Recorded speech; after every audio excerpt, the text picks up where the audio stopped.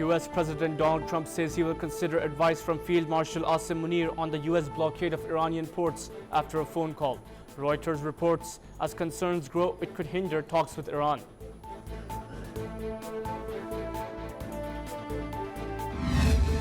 Iran rules out second round of US talks for now, says Foreign Ministry spokesperson Ismail Baghai, citing US aggression and ceasefire violations as armed forces signal readiness to respond after tensions at the sea.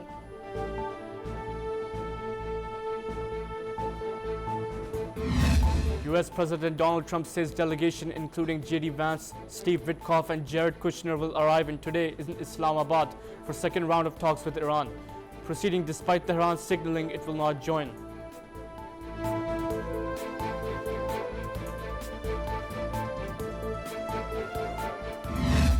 China's foreign ministry says it will support US-Iran talks and urges calm, expressing concern over a reported seizure of an Iranian cargo ship and calling on all sides to respect the ceasefire.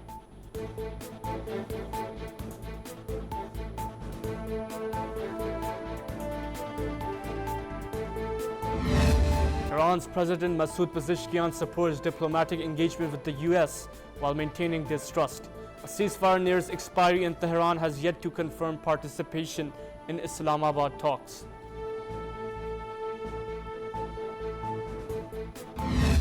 Iran's parliamentary official Ibrahim Azizi says talks with the US are a continuation of the battlefield, warning Tehran will only engage if negotiations protect national interests and do not turn into excessive US demands.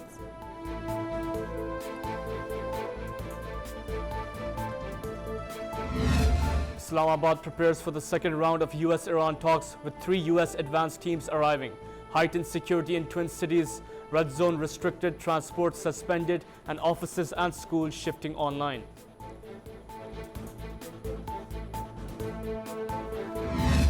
US Central Command says it seized Iranian vessel Tuska for violating a blockade, releasing video of the operation, while Iran condemns the move and warns it will respond.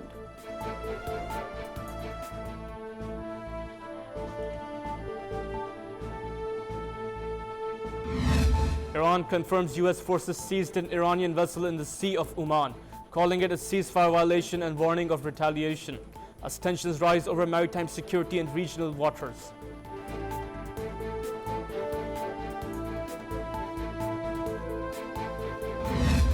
Iran's ambassador to Pakistan, Raza Amir Muqaddam, criticizes the US naval blockade as a breach of international law, warning that meaningful diplomacy is not possible under military pressure.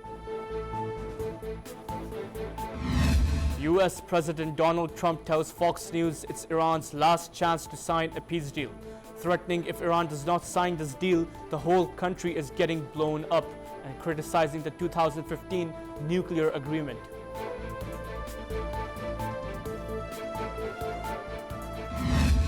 Prime Minister Shehbaz Sharif and Iranian President Masoud Pezeshkian hold talks on regional peace, with Prime Minister briefing on outreach to Saudi Arabia, Qatar and Turkey as Iran thanks Pakistan leadership for mediation efforts.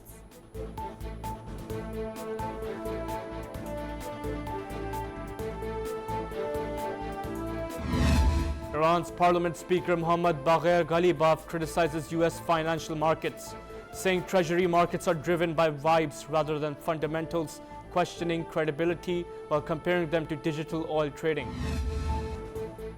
Interior Minister Mohsen Naqvi meets U.S. Charge of Affairs Natalie Baker in Islamabad, reviewing Pakistan-U.S. ties and security for second phase talks as Washington praises Pakistan's role in easing regional tensions.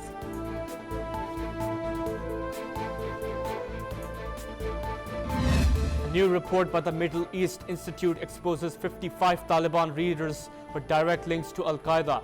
Experts warn that nearly 20% of the regime's hierarchy is actively involved in planning suicide attacks and global militancy.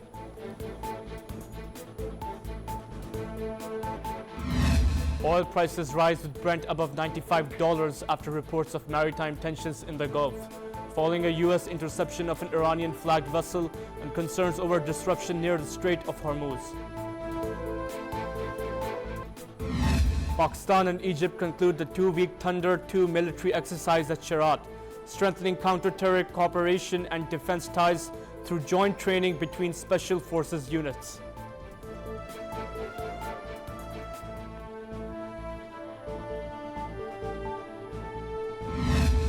Justin Bieber headlines Coachella weekend, two with guest appearances from Billie Eilish and SZA, blending new and earlier hits in a performance featuring high-profile collaborations.